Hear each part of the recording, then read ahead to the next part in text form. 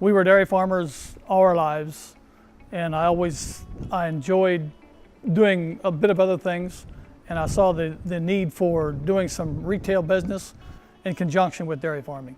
We did that for probably about 10 years, and then we sold the dairy in 2000, and in 2000 we began building this facility here, and we opened in 2001. With the boys and I were directly involved from the very beginning. But I was involved as far as ownership, management and so forth for several years. But the boys stepped in, and as they stepped in management, I transferred management to them because it was intense. And I said, well, it's better for younger fellows to take over. So basically, I transitioned from management to them first, and then we also transitioned ownership to them as well. So today, I don't own this business anymore. I spend just a little bit of time here, but basically I have transitioned management and ownership to my sons, which I enjoy. Gives me flexibility. I still do the farming and that type of thing, but the intenseness of the business is mostly for the next generation. So I've enjoyed that transition. I enjoy where I am now. I enjoy working for the boys, or my sons, and so I'm good with that. I think it's been a good experience for them and for my wife and I as well.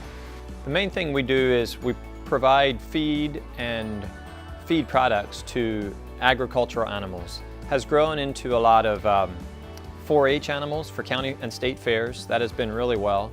Backyard chickens.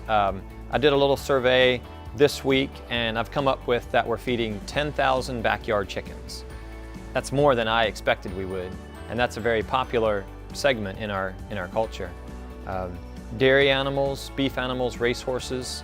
That is, in a nutshell, what we do. So the crops we grow are strictly corn and soybeans. We rotate every other year, pretty much 100%, about 50-50 of corn and soybeans each year. So your bulk ingredients, corn, soybean, barley, those ingredients are the main ingredients used, but then many different products are made from one soybean. So you have protein sources that come out of the soybean, you have fiber sources, and you have fat sources. So that soybean is broken down, and those individual ingredients are used for specific applications. For example, a racehorse needs a lot of fat, which comes from soy oil. A dairy cow needs very low fat. So when you break the soybean down, you take the fat out, and you create a high protein source for dairy cattle, a high fat oil for racehorses. So the bean is used in a lot of different ways. Corn is similar. So you have a blend of corn, soybean, and barley products, but you have them broken down into many different uses. Dairy animals are fed most of their diet from what's grown on the farm, but then we supplement what's missing. Vitamins, minerals, extra protein sources. Most of their diet comes from what the farmer grows, but we then tweak it to give her the exact amount of what she needs. Probably about a third of what we use here at the feed mill we actually produce. The rest of what we have here is either farmers that grain bank it here, and we produce feed for them and they get their corn back, or we buy outright in the fall. So we decided to invest in solar a number of years ago, largely because we had some cash that we could pay for it, which is a big help.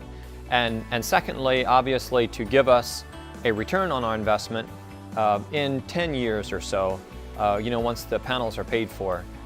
So we thank God for the blessing of being able to have what we have.